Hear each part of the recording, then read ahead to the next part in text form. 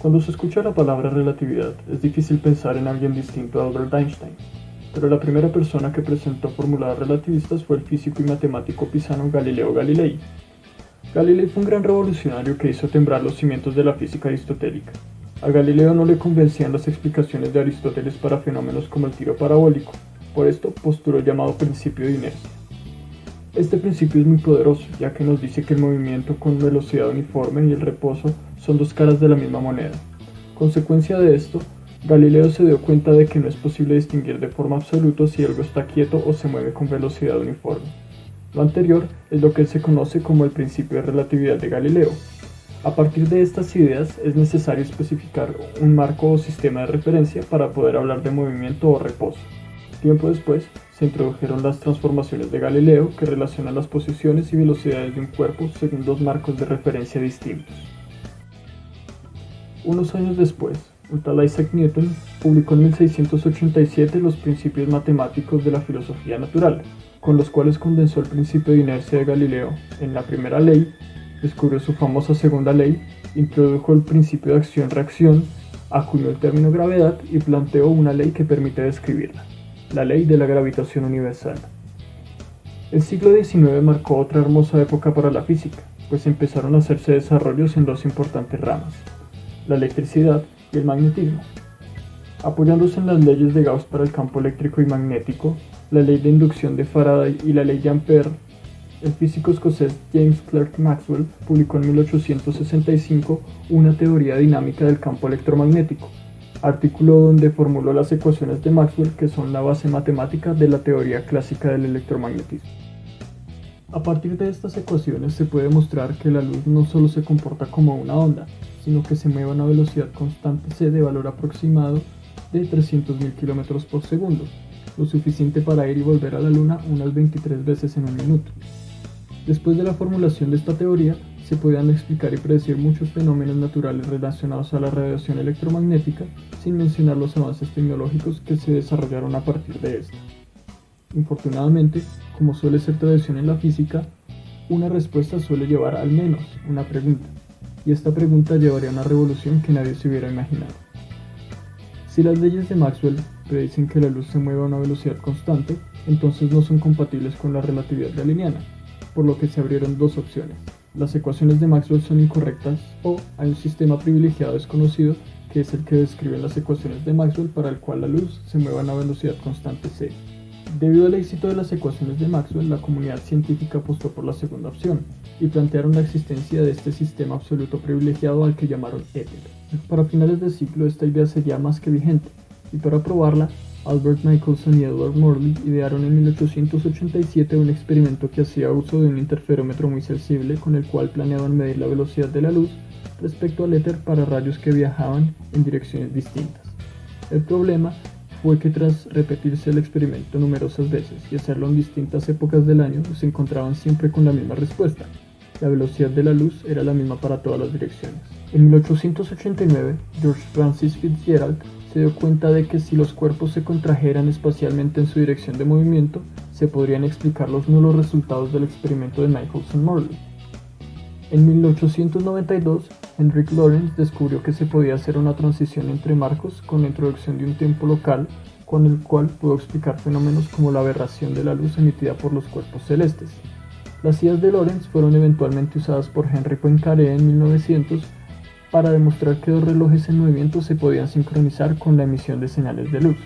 Además, Poincaré discutió los problemas con la simultaneidad entre dos eventos, planteó el principio de relatividad especial y con sus grandes cualidades para las matemáticas formuló las transformaciones de Lorentz como las conocemos actualmente. Estas transformaciones son muy similares a las galileanas, solo que incluyen el factor gamma que cambia drásticamente los efectos en función de la velocidad del cuerpo. Antes de Lorentz, Voldemar Voigt, estudiando la teoría elástica de la luz, obtuvo la forma funcional del factor gamma, pero no reclamó créditos al haber obtenido el factor para un caso particular. Es entonces cuando aparece el héroe de esta historia de más de 300 años, un joven alemán que trabajaba en la Oficina Federal de la Propiedad Intelectual de Suiza. Este joven, conocido como Albert Einstein, estaba de acuerdo con la postura de físicos como Ernst Mach, quien era un conocido crítico de las ideas del espacio y tiempo de Newton y, como no, estaba en desacuerdo con la existencia del éter. Basándose en las ideas de Lorentz, Fitzgerald y Poincaré, y con ayuda de sus famosos experimentos mentales, publica en 1905 el artículo acerca de la electrodinámica de los cuerpos en movimiento, en el que formula dos postulados de la eventualmente conocida como relatividad especial.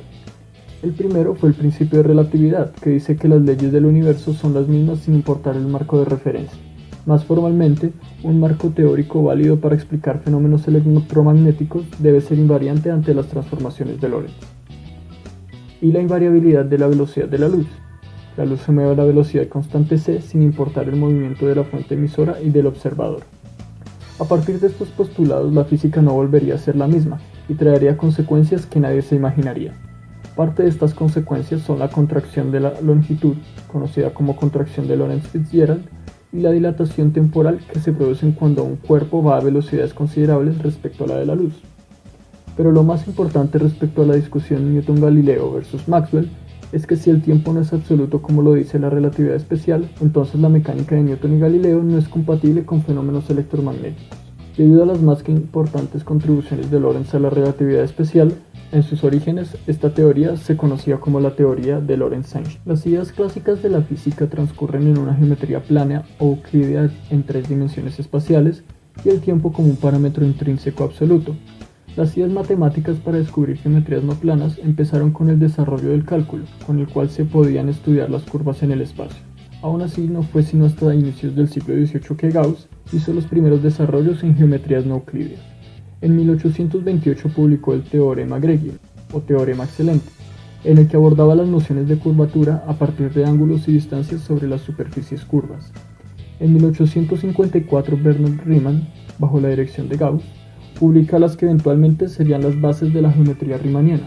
Esta geometría curva es en la que eventualmente se basa Hermann Minkowski para definir un espacio acorde a las ideas de Einstein, el conocido como espacio-tiempo de Minkowski. Este espacio combina el espacio tridimensional euclídeo con una coordenada temporal para formar un espacio de 4 dimensiones que es muy útil para describir la estructura causal de un evento por medio del cono de luz. Otro hallazgo de gran importancia por parte de Einstein en su artículo de 1905 fue la conocida como equivalencia masa y energía, una ecuación que relaciona la masa y la energía con el cuadrado de la velocidad de la luz a partir de la definición del momento, encontrando así la famosa fórmula E igual a mc al cuadrado. A pesar de estos desarrollos teóricos, Einstein sabía que su teoría todavía no podía explicar las aceleraciones y la gravedad. Analizando los postulados de Newton, se dio cuenta de que la masa inercial, la que aparece en la segunda ley, y la masa gravitatoria que aparece en la ley de la gravitación universal aparentemente eran iguales. Otro inconveniente conceptual del cual Einstein tomó nota fue el presentado por la tercera ley de Newton o ley de acción y reacción.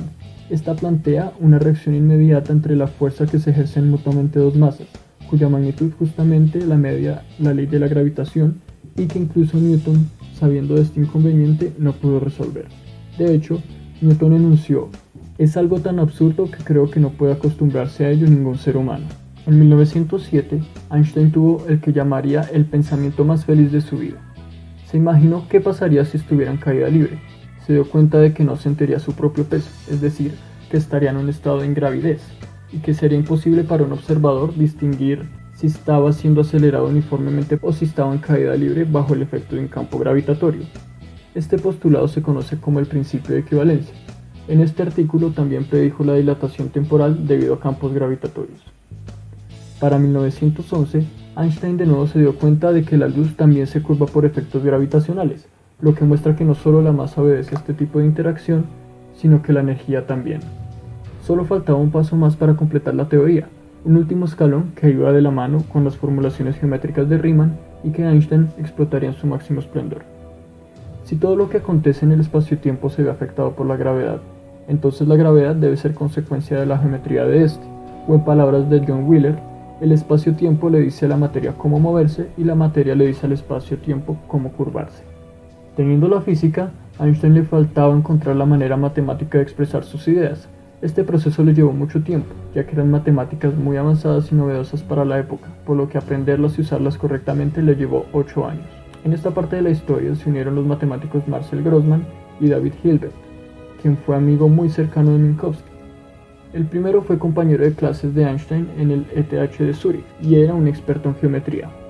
Ayudó a Einstein desde 1912 con las matemáticas y enfatizó en la necesidad de hacer uso de la geometría diferencial para su nueva teoría. De hecho, esta colaboración llevó al primer artículo fundamental de la relatividad general en 1913. El segundo era el matemático más importante de su época, y a partir de 1912 decidió enfocar sus esfuerzos hacia la física. Para 1914, Hilbert asistía a seminarios donde se exploraban las ya conocidas ideas de Einstein, y a mediados de 1915 invitó a Einstein a su universidad a que diera charlas sobre su teoría.